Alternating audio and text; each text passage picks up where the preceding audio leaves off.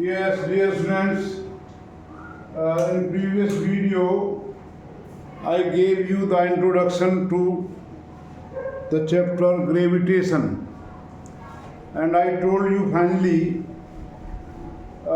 Tycho collected the data by observing the motion of planets by his naked eye. His assistant, Johann Kepler, gave the laws of planet motion by extracting the data collected by Tycho. So before telling Kepler planetary motion, I want to tell you about ellipse. What is ellipse? It is a curved path. Ellipse is a curved path which can be drawn if we fix two pins at position F1, F2 here, and a pencil hold a string just taut, and we move the pencil just to keeping it string taut, we get this curve. Where the two pins are placed, if we join this line, we get this line intersect at point P and A.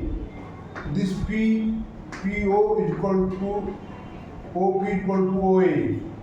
OP equal to OA. It is called semi major axis. I think now very clear to you. We fix two pins at position F1, F2 and tie a string, fix a string to point to these pins, and the pencil just keep it taut, and when we rotate the pencil we get this curve which is called ellipse. The line joining through F1, F2 intersect the curve at P and A. Here PA called major axis and half of this major axis in P, OP and OA are equal, and major axis we generally denote by A. This is called minor axis. F1 and F2 are called two focus. F1 and F2 are two foci of elliptical path. This word foci, foci. Some people speak it as foci, and foci also. Different people call it. I have just confirmed it from the dictionary given by Google. So I think it is clear now. What is ellipse? This is called minor axis. The length Ft plus F1 plus F2, it is constant, and length of this string. Now I come to Kepler's law of planetary motion.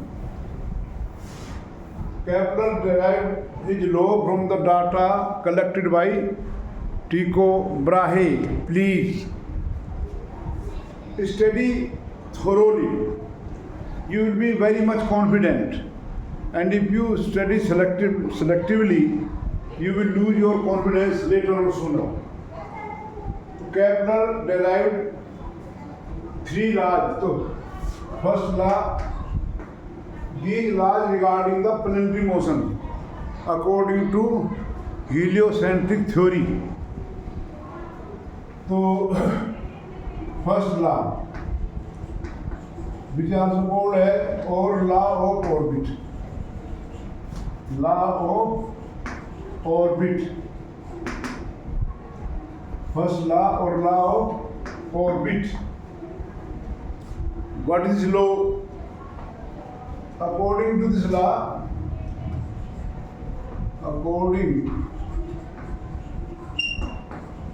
law,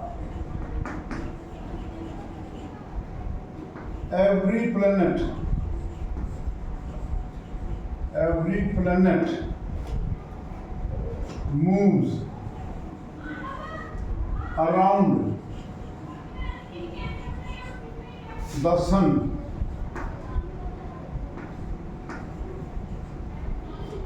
on elliptical path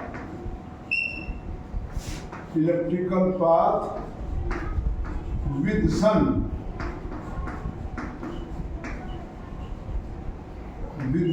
at one of the foci. Here I have written point P and A. Point P is called perihelion and A aphelion. Aphelion is the point where the planet is at farthest distance from the sun, and perihelion distance is the point where the planet close to sun. Our Earth moves in elliptical orbit. So this is first law. Now, first law states that every planet moves around the sun on elliptical path with sun at one of the two foci. Please don't get afraid about learning. Very simple thing, nothing else. First law states that every planet moves around the sun. These are Kepler's law, which were derived by him. Johannes Kepler is the name. He derived these laws in the period. He lived from 1571 to 1640. 1571 to 1640. Nearly in the 17th century. He died in 17th century. Now it is 21st century. Nearly 400 years ago, he gave this law, and we are unable to understand now. Though we call ourselves, we are much intelligent. No, we are exposed to many things automatically. So we feel that I know too much, but this is not true. Now second law,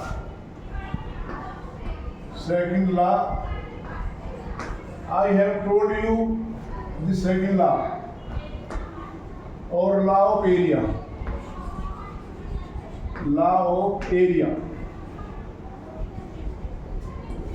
Now I draw another figure here. What is this? It is the elliptical path here.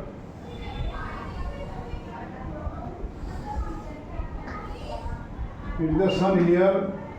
Planet goes from position, a planet goes from position X to Y. Oh no, I should say, not say like this. Goes from A to B in time interval delta t. This line joining the planet. Goes from A to B. Now, this is the area. If this goes to time delta t, in the same interval, if it goes to from C to D in time delta t, then this area, these two areas are equal. So how do we say this law? According to this law, according to Kepler's second law of planetary motion.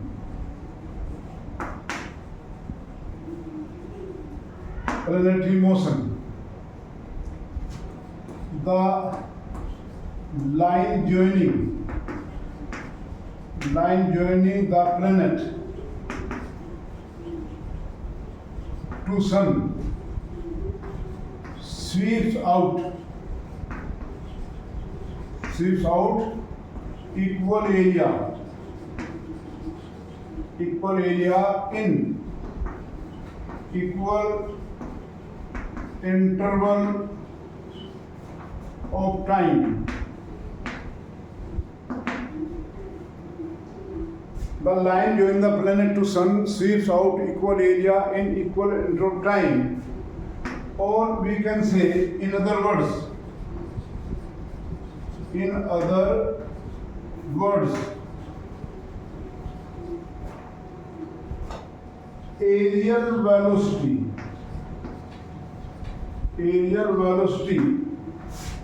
of a planet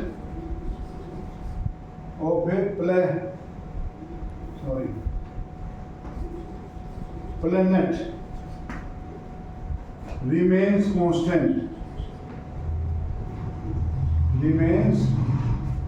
constant does not change. I proved actually delta A upon delta T equal to L by 2M. Please remember this. I proved it in one video while teaching angular momentum, physical meaning of angular momentum. Second law. This second law, the second law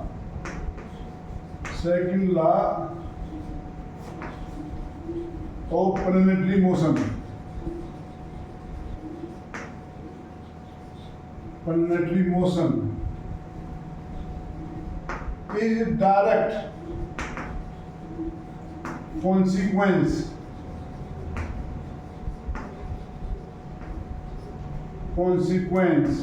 in result of law of conservation of angular momentum. I have proved it while teaching angular momentum. Second law is direct consequence of law of conservation angular momentum. L upon 2m equal to delta L is angular momentum. Delta upon delta T. I told you law of conservation angular momentum states that in the absence of unbalanced torque of a body or system body remain constant. Here the force between sun and planet, attraction force between sun and planet acts along the line between the two that pass through center, this spine rotation, and is called radial force. Radial force does not produce torque. So no net torque acting on planet while it is revolving around the sun. Now, as a result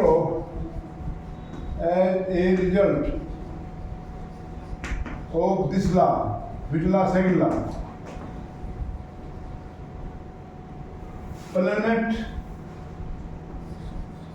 Planet moves faster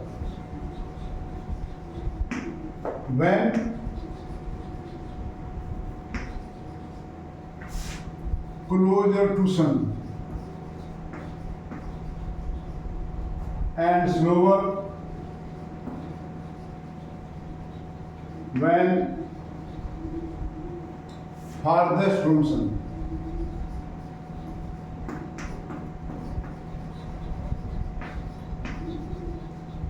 These are results. Second law, simply you can say area velocity remain constant. Now, third law, the law of period.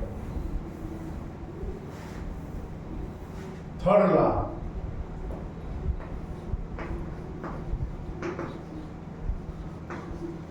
Actually, Kepler's law, you may be told in classroom or maybe from syllabus, but from where Newton derived this law, that is the importance to teach here. Third law, or law of periods. Law of periods. Time taken by planet to complete one revolution is called time period. Now, it is other fact that time taken by a planet to complete one revolution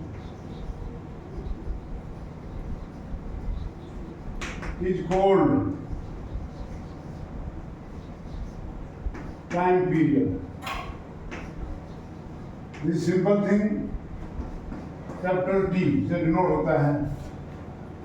पूरा घूमने में जो time लेता है यहाँ पर, here the sun and planet moved out, suppose going from this to this. So this time which is required to complete one revolution is called time period. T से denote करते हैं। We can say this law in two ways. In terms of semi-major axis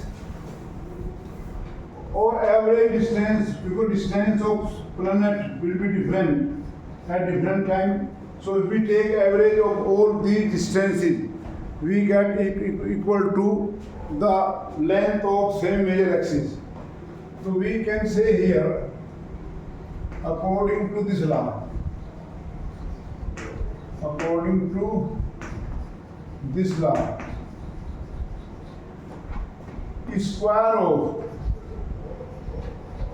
square of time period in T square is directly proportional to the cube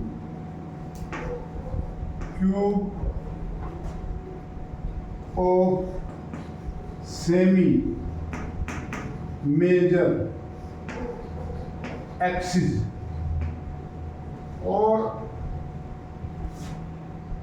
cube of semi-major axis or cube of semi-major axis or average distance of planet from sun. According to this law, third law, square of time period T square is directly proportional to the cube of semi-major axis or average distance. I told you that length this here center, this is called A here. So we can write T square proportional to A cube or T square proportional to R cube, where R is the average distance. You can use this law because in numerical you will find average distance. Or you can write T square equal to KA cube or T square equal to KR cube or T square upon A cube is constant or T square upon R cube K. Value of this K is same for every planet. Value of this constant K is same for every planet, that is high. Farther the planet from sun means larger distance or larger the time. The time period of Earth is 1 year around the sun. That and of Mercury nearly 88 days. There is one table in your book, NCRT book, table number is 8.1. Table 8.1 in NCRT book, volume 1, and it is telling you the ratio in units of 10 to the power minus 34 year square per meter cube. It is nearly 2.95 for Mercury, 3 for Venus, 2.9 for Earth, 2.98, so nearly 3. So T square upon R cube is constant. As a result, this farther the planet, slower the speed, longer the time period. Pluto, which is now has been expelled from the list of planets, takes nearly 256 years to complete one revolution around the sun. So these are Kepler's law of planetary motion. Actually, Newton studied these laws. Again, these were known to him. Actually, Newton, nearly after Kepler, in the time of Kepler, studied the motion of planets again and derived. I will tell you conclusion of Newton in next video. Thank you.